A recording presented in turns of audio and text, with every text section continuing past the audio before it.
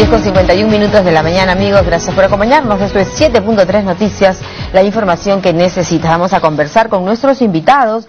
Ellos son el señor Hermes Schader, director general de la Comunidad Andina. Bienvenido. Buenos días, gracias. También nos acompaña el representante de la Unión Europea, Víctor Velarde, oficial de proyectos de infraestructura rural de la Unión Europea en nuestro país. Y nuestro compatriota Efraín Impi, beneficiario, uno de los beneficiarios de este trabajo conjunto de la Comunidad Andina con la Unión Europea. Bueno, estamos ahora muy interesados en conocer los alcances, señor Schader, sobre lo que es SCAM, ¿no es cierto? ¿Qué significa? ¿A qué se dedica? ¿De qué se trata este despliegue de de 21 acciones piloto o proyectos en el Perú? Correcto. Bueno, buenos días, María Jesús. Muchísimas gracias a RPP por esta oportunidad de dar a conocer unas actividades muy importantes que conjuntamente con la Unión Europea realiza la Comunidad Andina en los 4 países miembros. SCAM es el acrónimo de un proyecto de 5 años de duración y de más de 7 millones de euros, 7.700.000 euros, que ha invertido tanto la Unión Europea de manera mayoritaria, por supuesto, y las contrapartidas, tanto locales como de la Comunidad Andina, por 1.600.000, esto último, o sea, 6.600.000 más o menos por parte de la Unión Europea.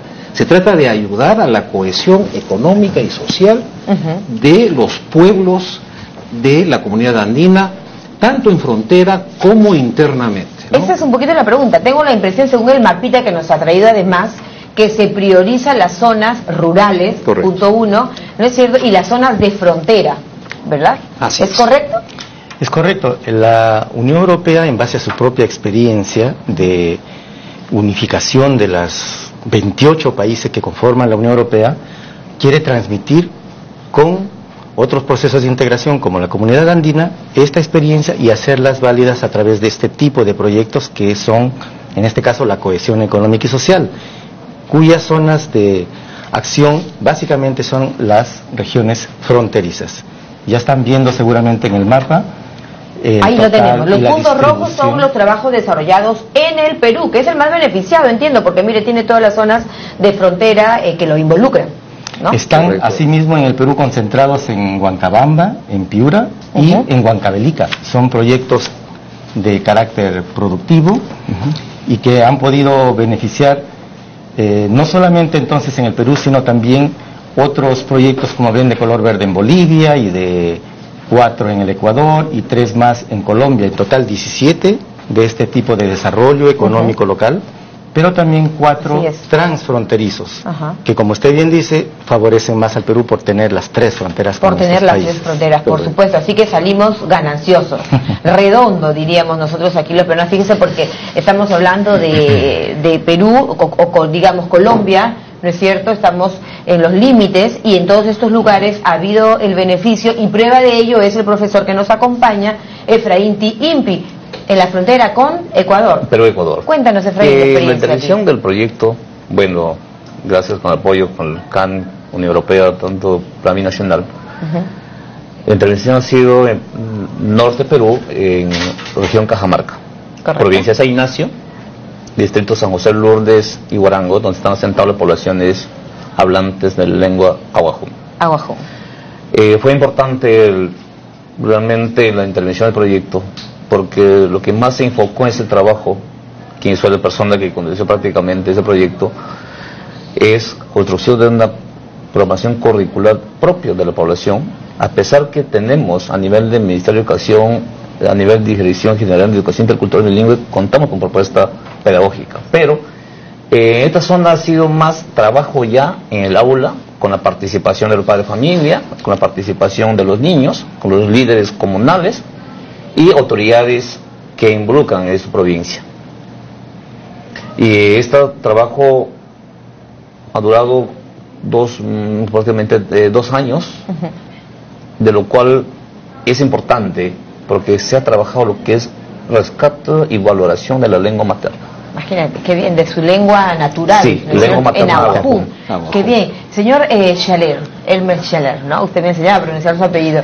Director general de la comunidad andina. Quisiera preguntarle, ¿en cuántas comunidades? Son un promedio de 74 las comunidades donde ustedes... Así es, efectivamente, y eso también hay que resaltar. En estos 5 años se ha hecho un trabajo muy intenso que ha involucrado y ha beneficiado de manera directa 29.000 personas. Se calcula, los expertos calculan, que de manera indirecta estos programas de tanto infraestructura como productivos, como también de turismo o de educación, van a beneficiar entre 100 y 120.000 personas. Es decir, realmente es un esfuerzo de largo aliento que tanto la comunidad andina como la Unión Europea hemos emprendido con muchísima experiencia y algo muy importante. Esto ha sido un trabajo de abajo hacia arriba, es decir, se ha canalizado las necesidades con un enfoque de desarrollo territorial de cada una de las poblaciones afectadas o intervenidas y a partir de sus potencialidades es que se han hecho ya sea cuestiones piscícolas, cuestiones ganaderas, cuestiones de desarrollo etnolingüístico, etcétera, ¿no? Ahora, qué interesante la cuestión productiva, ¿no? Ya hemos visto un poquito la parte de educación con Efraín, ¿no? En la zona de frontera para Ecuador. Quería recordar un poquito esa parte, que no solamente trabajamos en intervención de proyectos, no solamente fue en lo que es lado peruano, también se ha trabajado el lado ecuatoriano, que es zona del cantón de lo que es Zamora Chinchipe. Porque también están poblaciones, son saraguros, hablantes quichua, y lo que son hablantes shuar, que es la familia lingüística. En esta zona de frontera obviamente uno se sienta peruano y ecuatoriano, eso es, me parece, señor Velarde, muy satisfactorio y muy interesante, ¿no? Porque finalmente se confunden sentimientos y más aún cuando hay gente dispuesta a ayudar. Por ejemplo, quisiera que nos cuente un poquito, ya hablamos de la parte educativa, la parte productiva. En Piura me parece una interesantísima experiencia con los lácteos. Por supuesto, Piura es una zona que tiene un potencial enorme que quizás no esté bien aprovechado, pero que este tipo de proyectos tratan de incentivar y de atraer experiencias de otros lugares para que por ello, por ejemplo, la cuestión láctea, los derivados lácteos y los productos que luego pueden ser difundidos sean pues de beneficio de las poblaciones que han estado utilizándolo en forma de subsistencia y ahora puedan salir a un mercado. ¿De manera industrializada, por ejemplo? Por ejemplo, se les ha enseñado, capacitado, se les ha motivado y se les ha dado equipos también para que puedan ellos ahora sí ampliar su mercado, mejorar su producto y por supuesto aprender ellos mismos y poder valorarse también como comunidad y seguir progresando. Esa es la idea. Me parece que lo mismo ha sucedido y eso me parece bien interesante porque estamos hablando, señor Scheller, de Huancavelica, una de las zonas probablemente más reprimidas de nuestro país. ¿Qué se hizo ahí? Bueno, ahí ha habido intervenciones de naturaleza ganadera, ha habido intervenciones, acá tenemos una serie de cuestiones en recursos hídricos, en piscicultura, en producción lechera y derivados lácteos, para justamente darle valor agregado, no solamente tener leche, digamos, cruda, sino más bien un poco ya procesada, incluso yogur y queso. Claro, ¿no? Que sí, mire, ¿quién no ha probado, por ejemplo, además de la competitividad, no es cierto que se les ayuda a ellos a generar, a impulsar, por ejemplo, la competitividad lechera, resaltamos del valle del río Opamayo en Pampas, correcto. Acá nada más y nada menos que provincia de Tayacaja, Huancavelica, que es una región que, como ustedes que recorren el Perú lo saben, ¿no es cierto?, es una región pobre, con los tremendos recursos que tenemos por explotar, ¿no es cierto? Ahí hay que resaltar también el rol del gobierno local, el gobierno municipal, que a la vez... ¿Y el gobierno regional qué tal? También, en esta localidad, precisamente en Huancavelica, no solamente ha sido participación del gobierno local, municipal y regional, sino también de la sociedad civil. Las ONGs han contribuido directamente con asistencia técnica, entonces es una experiencia que nosotros valoramos mucho porque tiene la participación de todos los actores, ¿no? O sea, suman al final. Correcto. ¿Y qué les dice la gente, por ejemplo? ¿Cómo eso quisiera dejárselo en una segunda ronda? Porque quisiera preguntarle nuevamente a Efraín, ¿no es cierto? Efraín, tú sientes que, por ejemplo, has trabajado directamente con profesores, porque tú eres uno de ellos, ¿no es cierto? Y sientes que la gente te sigue también por la forma como tú te comunicas. ¿Quieres decirles algo en Ahuajún? Ayo, mensupa, compás Nento Ashipata, Ahuajún, 4 regiones de Huatzatu, San Martín, Amazonas, Loreto, Cajamarca na shimnamo yamayawe ukayali no pataba satu emanse compame educación pachisa omat bono viaje huka unimata hukta ka que mame tauchisto sano no omat moy ni entonces proyecto takaspo no donde cotaje me patadiendo hindi entiendo va takasarme donde ko mami uchi unimang timutambono no pachisa tai. Ahora cuéntanos, por favor. Bueno, ¿qué es lo que tú les has dicho? Lo que sí lo que estoy indicando es que la población abajo está en 5 regiones. Tenemos en Amazonas, mayor población en Amazonas, región Cajamarca, San Martín, Loreto y Ucayali. Entonces, la invocación es que como docentes tenemos que ir trabajando por el beneficio de los niños, la lengua materna, lo que educación que se nos falta mucho, ¿no? Ahora, pero ustedes, Efraín, tienen conciencia, digamos, efectivamente, que bien mantener la lengua materna, qué es lo que los identifica, qué es lo que los caracteriza, pero también tendrán que estar conscientes de la inmersión en el mercado en general. Así es. La lógica de eso, empezar, o sea, como muchas veces en los talleres yo manifiesto, ¿qué hacen los franceses? ¿Qué hacen los italianos? Primero aprenden su lengua materna. Después, posteriormente, van aprendiendo chino mandarín, pueden aprender francés, italiano, o sea, van enriqueciendo la lengua materna. Perfecto. Partiendo de su lengua materna. Te has sentido muy satisfecho, ¿no? Así como es. beneficiario, ¿tú qué podrías comentarnos? ¿Qué nos puedes como beneficiario, ¿Te cambió la vida? Yo soy de la región Amazonas, pero tuve la invitación de Plan Binacional y asumí y puse la camiseta de Plan Binacional, tanto también de CAN, Víctor me acompañó también una oportunidad de visitarlo en la zona de intervención nuestra, que cuando hay participación de buena voluntad, dar lo mejor también que participen, es enriquecedor. En una oportunidad comentaba de que cada pueblo desaparece cuando pierde su lengua materna, porque mediante la lengua materna comunicas, describes los valores, la cosmovisión, y puedes también pero si la lengua materna no tuvieras, entonces ¿de qué hablas? Esta es una de las poblaciones que encontramos en Perú, la población cocamilla, que ahora están... ¿La población? Cocamilla. Cocamilla. Ellos están aprendiendo como lengua materna, pero como segunda lengua. Bueno, y el trabajo va a seguir, ¿no? O sea, yo me pregunto esto, señor Ciader, porque dice, bueno, estos son 5 años, ¿no? Correcto, 5 años ininterrumpidos que vienen trabajando en nuestro país, la Unión Europea, en esta cohesión con la comunidad andina. Y entiendo que están en una etapa de cierre. Correcto. ¿Qué viene ahora? No sé, ¿qué les puede comentar? Este es el segundo de 2 proyectos de apoyo de la Unión Europea a la cohesión económica y social en la comunidad andina, CESCAN 2, que efectivamente el día de ayer y hoy estamos haciendo ya el evento de cierre, intercambiando experiencias, viendo las lecciones aprendidas, qué cosas no se debe repetir en el pasado y en el futuro, y qué cosas sí se debe repetir. ¿Y por qué apostaron por el Perú en esta parte? Bueno, lo que pasa es que es la comunidad andina el que con la Unión Europea dirige, canaliza y efectiviza los proyectos en cada uno de los 4 países. Es una forma muy eficiente, muy fácil de llegar simultáneamente con recursos de cooperación a 4 países, que es la tarea, ¿no?, digamos, de la Unión Europea también.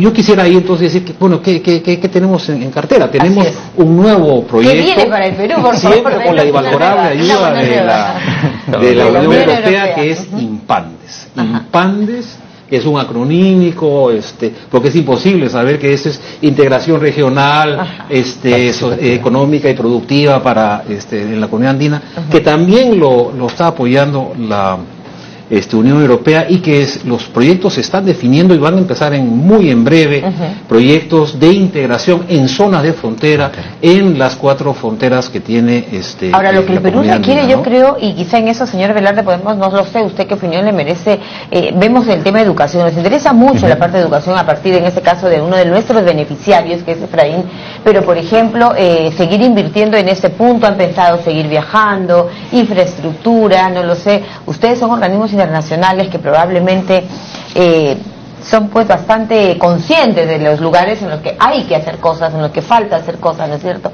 ¿Qué le motiva ahora después de estos proyectos? Se nos faltó un poco analizar, por ejemplo, el que tiene que ver con el lago Titicaca, ¿no? La parte de aprovechamiento de riberas en el anillo circunlacustre del lago Titicaca, que se refiere a Puno, ¿no es cierto? Y que es zona de frontera también, efectivamente. Bueno, le digo, la Unión Europea mantiene relaciones muy estrechas con el Perú, pero también, eso es en forma bilateral, pero también con la comunidad andina por ser un proceso de integración regional, y la cooperación de la Unión Europea, que es como ayuda al desarrollo la mayor en el mundo, trata de apoyar todo tipo de esfuerzos que conduzcan precisamente a eliminar la pobreza, a la lucha contra el cambio climático, pero en todo caso, en estos proyectos se han visto reflejadas todas estas actividades, pero todo empieza del quehacer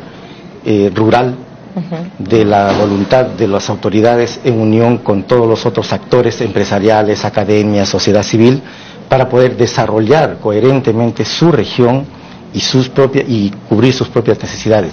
De ahí, como bien dijo el señor Chaler, va hacia arriba para poder nosotros llegar a otros ámbitos mayores. Yo lo que les quería decir es que no se vayan, que se queden, que se sigan quedando en el Perú. ¿Y cómo trabajan de la mano con el gobierno? Con el gobierno regional, supongo también, con el gobierno nacional, ¿no es cierto? Muy bien, la verdad que de manera excelente. Ayer decíamos en una parte del análisis de lo realizado en estos 5 años, el rol esencial que jugaron tanto las cancillerías de los países involucrados, como también los planes binacionales, en el caso Perú-Ecuador, o la Autoridad Autónoma del Lago Titicaca, en el caso de Bolivia y el Perú, o el PEDIC en caso de Colombia y el Perú, como autoridades binacionales para efectivizar todo esto, siempre muy de la mano con los presidentes, gobernadores ahora regionales y las autoridades locales, ¿no? Yo creo que ha sido una sinergia muy positiva que hay que rescatar. Quisiera enumerar muy brevemente, para luego terminar con mis dos invitados, ¿no es cierto? Las iniciativas implementadas involucran proyectos productivos, el desarrollo de proyectos, por ejemplo, me encanta esto del cacao, ¿no es cierto?, en esta zona del Brain, como cultivo alternativo, que forma parte también de la política del Estado en este momento, ¿no? La quinoa, leche, peces, mucha piscicultura, fortalecimiento institucional, revalorización de saberes y conocimientos educativos, interculturales, bilingües, que es lo que nos ha confirmado el día de hoy Efraín, ¿no es cierto? Sistemas de riego, saneamiento, mejora de capacidades turísticas. ¿Cómo ven al turismo como actividad en el Perú? Nos falta mucho quizá aún por explotar lo bello que tenemos para ofrecer al mundo, señor Velarde.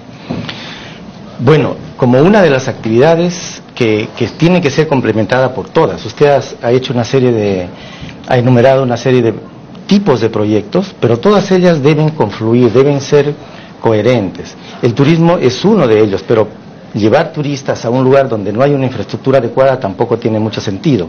Entonces hay que fortalecer, mediante este desarrollo económico local, a todos los sectores y a todas las personas e instituciones. El Perú. Por supuesto que sí. Y la comida del Perú, si no es buenísima.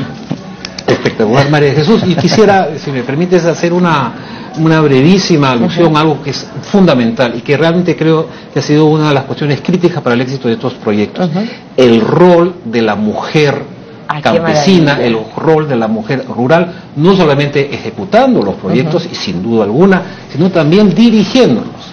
Tanto en el Perú como en Ecuador, Colombia y Bolivia han habido mujeres dirigentes que se pusieron al frente y han sacado adelante cosas que para nosotros, los que vivimos en la ciudad, probablemente sean de poca cuantía, como es, por ejemplo, transportar material de una zona a la otra, pero en zonas alejadas, en donde no hay sino la mita y la minca todavía, la minga, dicen los ecuatorianos, ese fue el medio de transporte en caminos que realmente son caminos de acémilas nada más. Allí yo creo que la mujer jugó un rol director muy importante. Eso, bueno, un elogio especial, ¿no?, pues a la mujer, especialmente la mujer rural peruana. Eso es muy cierto. La mujer en general en el Perú cada día sale más, sale adelante, se propone metas y las cumple. Quisiera terminar un poco con Efraín para que nos diga simplemente una invitación final a tus pares, ¿no?, a profesores que pueden formar parte de ese proyecto. Sí, a mí me interesó este proyecto, de lo cual no solamente se trabajaría se puede trabajar en la región Cajamarca, se trabajó, pero también se podía, si es que fuera posible, con la Unión Europea, tanto CAN, no, se puede trabajar en otras regiones. Que y te hago una pregunta muy sencilla, muy menuda. ¿Mejoró tu nivel económico, por ejemplo? ¿Mejoró tu ingreso al hogar para la educación de tus hijos, para tu solvencia, estar formando parte de esta facilidad que lleva la Unión Europea y la Comunidad Andina? Hay algunas actividades que se han generado, algunas actividades como piscigranjas que se intervino con plan nacional, algunos como puestos de salud que se ha construido en la zona frontera, pero hay muchas actividades que hacer. En tanto educación, tenemos como contrapartida del proyecto por región, gobierno regional Cajamarca, tenemos 2 centros de recursos. Perfecto. Uno que es Supayacu y el otro que es Huarango. Okay. Entonces esto nos permite la participación de los niños, de los docentes, esa parte. Bien, señor Velarde, con usted termino y con la pregunta un poco para el titular de esta nota, ¿no? No sé si usted me la puede revelar. ¿Podemos hablar de alguna cifra de la inversión que esto ha significado en cuanto a las inversiones que se han hecho precisamente para poder desplegar tantos proyectos? Estamos hablando de 21, ¿no? El proyecto ejecutó 21 acciones piloto, 17 en zonas rurales y 4 en zonas de integración fronteriza, para lo cual se estableció alianzas estratégicas con autoridades locales e institucionales, que ya lo vimos. Claro, una cifra global para este proyecto nada más, estamos hablando de más de 7 millones de euros, lo que implica a grosso modo 25 millones de soles. Un 80% aproximadamente es la cooperación europea y el restante, como bien dijo el doctor Schaller, es de la comunidad andina y de todos los beneficiarios, la contrapartida que tienen que poner en los proyectos. Esto es solo en este proyecto. Algo similar ha pasado en el proyecto anterior, SESCAN 1, poco menos, que era alrededor de 6 millones de euros. Con lo cual, y detrás SESCAN 3 y 4. No tanto. Viene Impandes, como bien ha dicho, con un presupuesto similar también. Un presupuesto similar. Bueno, entonces 7 millones de euros, ¿no? Sí. Es un poco 8 millones de dólares, ¿no? Imagínense que 8 millones de dólares. 80 8 millones de dólares, millones, sí, claro, sí, haciendo quizá un poquito más, ¿no? Claro, en fin, bueno, y quisiera mostrarles para terminar, amigos televidentes, si pudiéramos aquí acercar un poquito, ¿verdad?, la toma, porque esta es la comunidad andina y un poco se habla de los derechos del ciudadano andino, que es lo que nos identifica y nos beneficia. Por ejemplo, sabemos que para entrar a los países de de la comunidad andina, no necesitamos ni pasaporte ni visa, ¿no? Lo que debe saber antes de viajar, por ejemplo, a otro país miembro de la comunidad andina, ¿no? Los ciudadanos andinos tenemos el derecho a ingresar, por ejemplo, dice, a otro país miembro de la comunidad andina en calidad de turistas, sin necesidad de visa ni pasaporte. Los turistas andinos tenemos derecho a viajar libremente por los países de nuestra comunidad sin ser indiscriminados por nuestra nacionalidad, ni mucho menos. ¿Cómo podemos conseguir o bajar de pronto esta información, no es cierto, en la página web para poder finalmente, mire usted, aquí está su cartilla, su cartilla informativa, para cuando usted decida agarrar su mochila o simplemente la familia, acompañarlo y viajar por nuestros países vecinos?